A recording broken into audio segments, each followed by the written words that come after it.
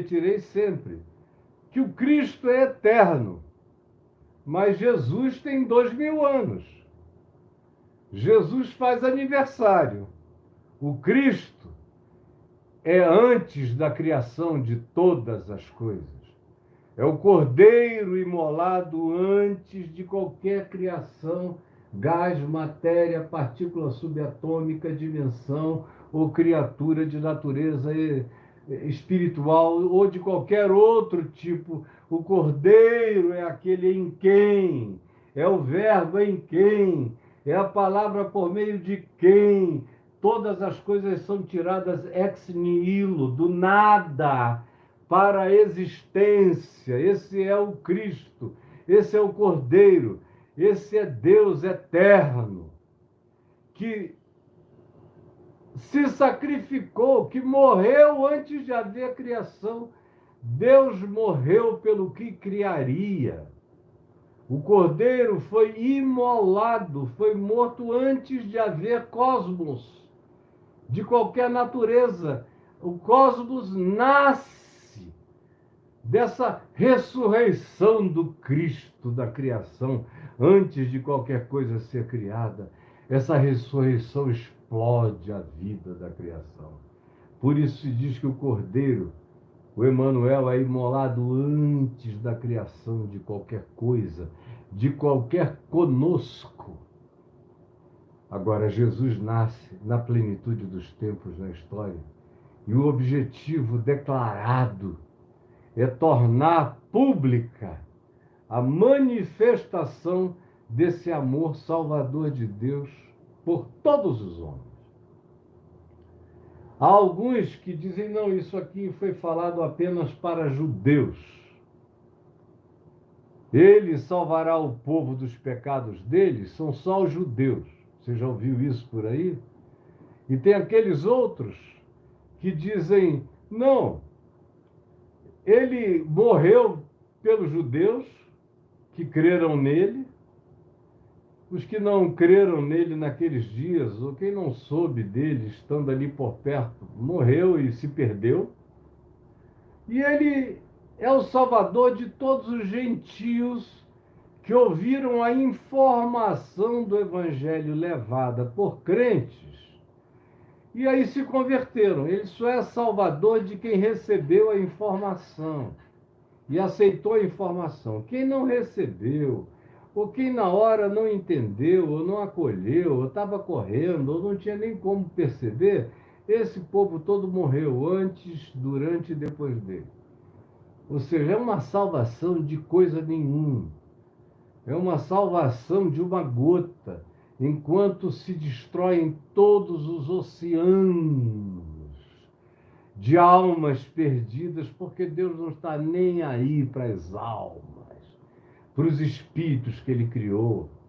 Deus só se preocupa com quem frequenta templo, igreja, com aqueles que batem ponto religioso, que cumprem os ritos e que pagam os seus impostos celestiais. É isso que eles pensam. É a isso que eles reduzem a salvação. A obra de Cristo, do Cordeiro antes da fundação do mundo e de Jesus na história de salvar o povo dos pecados deles, é restrita a um grupinho de absolutamente ninguém. Eles não veem Jesus dizer que, conquanto a porta seja estreita, o caminho seja estreito, todavia muitos naquele dia, muitos ouvirão a voz dizendo, venham benditos de meu Pai. E muitos desses que ouvirão essa voz de Jesus, o Salvador dos homens, a alegria dos homens na história, Salvador para trás, Salvador naquela época, e Salvador para frente, e Salvador sempre.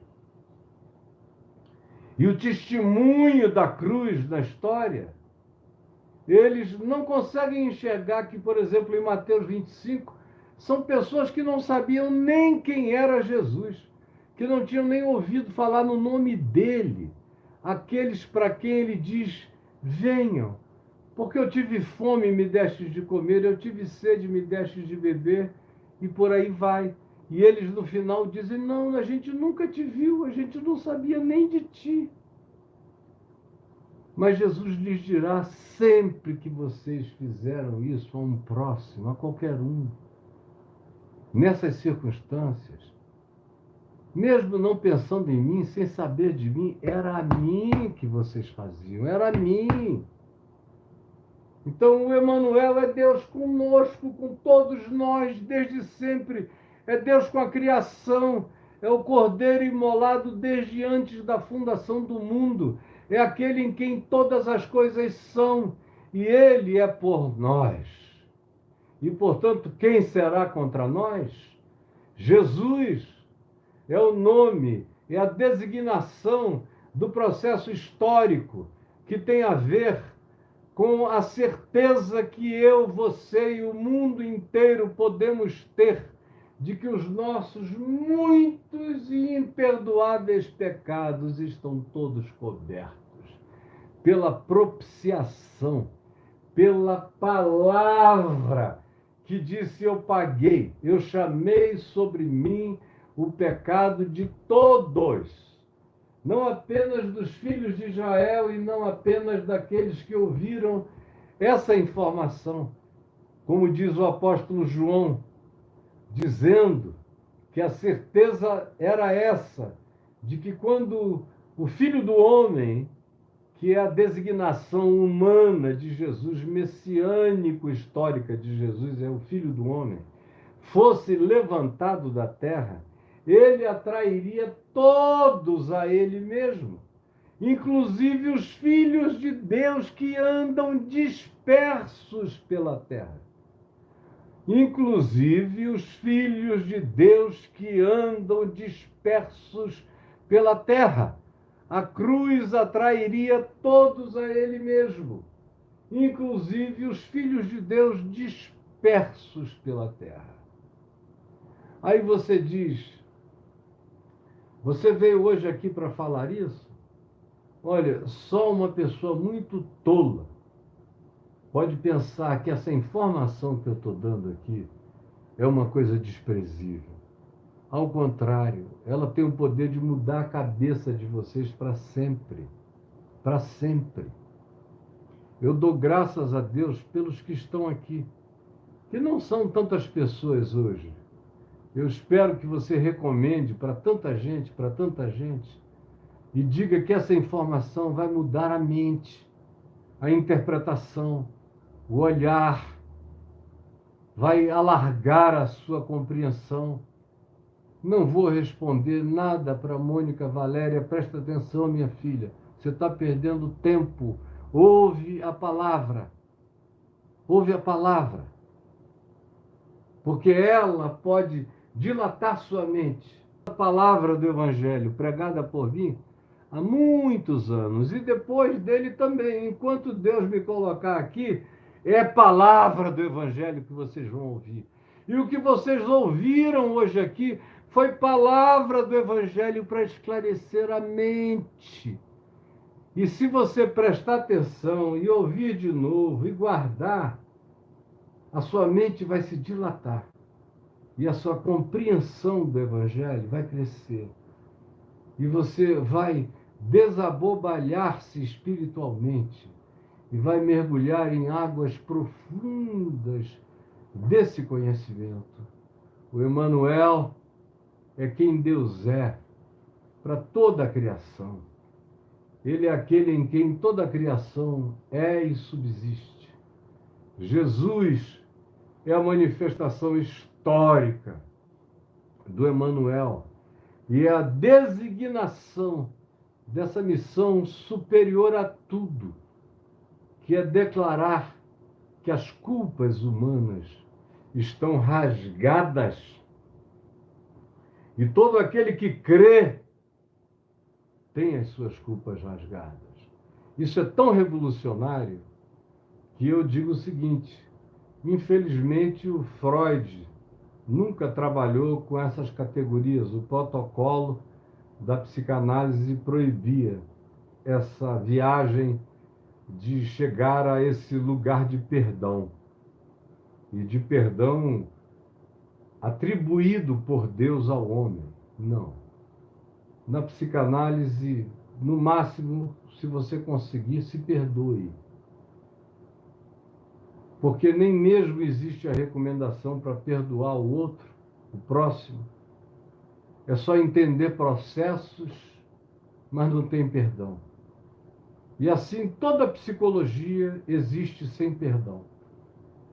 Aí o pessoal não entende, porque eles ficam 8, 9, 10 anos num terapeuta, numa terapeuta, abrindo o coração, falando, fala do avô, da avó, da tataravó desgovernada, da família com tendência à embriaguez, do pai canalha e mulherengo, da mãe raivosa e amargurada, e de tudo isso, e botam a culpa no passado, não se enxergam nunca no presente, porque tudo veio de outros que despejaram esse lixo em mim. E eu, mesmo que enxergue que eu me tornei a lixeira deles, eu não tenho a coragem de me salvar do próprio lixo. Eu só vou nomeando os lixos e colocando tag nele. Esse lixo é da vovó, esse lixo é da mamãe, esse lixo é do meu pai, esse lixo é do meu irmão mais velho que me abusou quando eu era pequenininha, esse lixo é disso, daquilo outro, esse lixo é do Brasil, meu Deus, eu nasci na porcaria desse país, esse lixo é isto, é aquilo, mas ninguém se enxerga, porque não existe perdão. Só existe transferência culposa. Não existe perdão.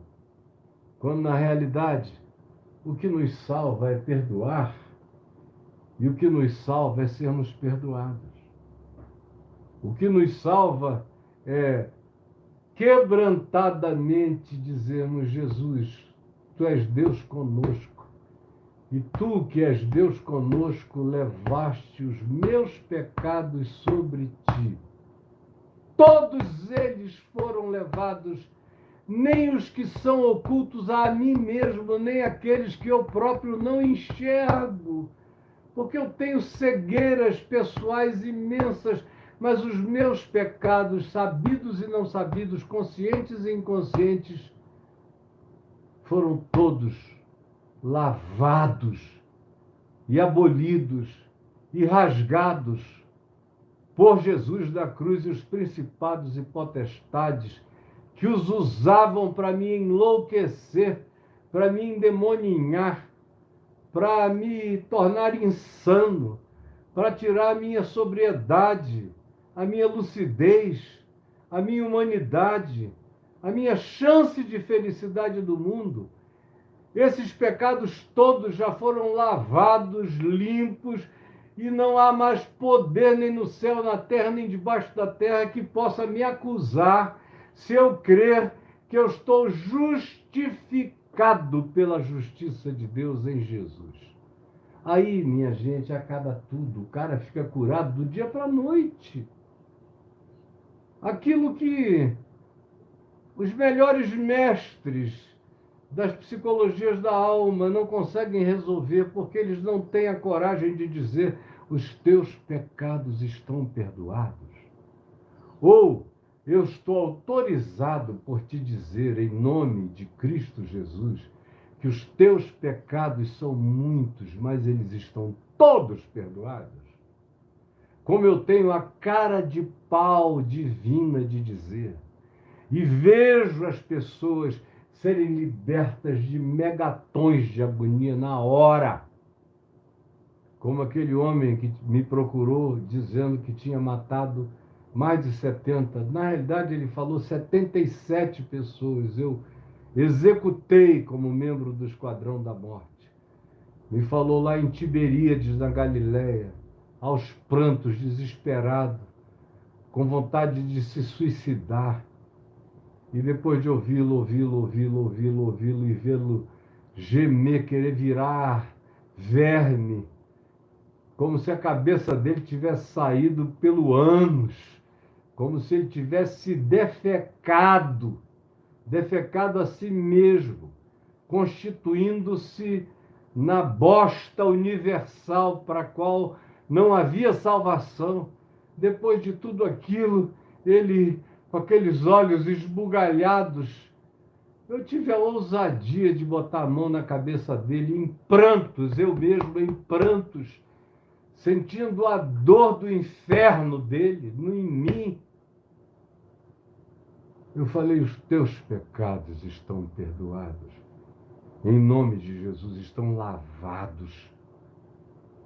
E a cruz não se ergueu apenas para pequenos pecados, mas para grandes pecadores. E aonde abundou o pecado, superabundou a graça. Fica livre da tua culpa e do medo e do inferno. Agora é o céu que vai te habitar. Pela graça de Deus, é um favor imerecido. Continuei acompanhando aquele senhor e vi os anos se passarem e a alegria da regeneração tomar conta dele. E anos depois, ele perseverante no mesmo amor, na mesma graça, na mesma dádiva da própria vida, querendo servir a vida, ao mundo, ao próximo, mas sem a agonia que nenhum terapeuta do mundo jamais dele tiraria. Jamais. Jamais. Então, ele tirará o pecado, levará o pecado e perdoará o pecado do seu povo.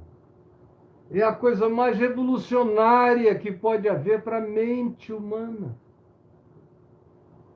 Quem não recebe pela fé o perdão dos seus pecados inconscientes e dos seus delitos deliberados e, portanto, conscientes, por causa do que já foi feito em Jesus, está feito, consumado, e ninguém apagará, e foi feito de uma vez para sempre, e é garantido pelo selo do Emanuel, Deus conosco, que ressuscitou a Cristo Jesus de entre os mortos, assim como o Cordeiro imolado antes da fundação do mundo, ressuscitou na explosão que criou todas as coisas do universo. Nós somos todos filhos dessa esperança para a qual não existe diabo poderoso o suficiente para destruir a grandeza da nossa segurança em Jesus. Emanuel, ele veio e ele tirou de nós os nossos pecados. Jesus como chave hermenêutica. Essa é a tradução de qualquer Bíblia que se preste.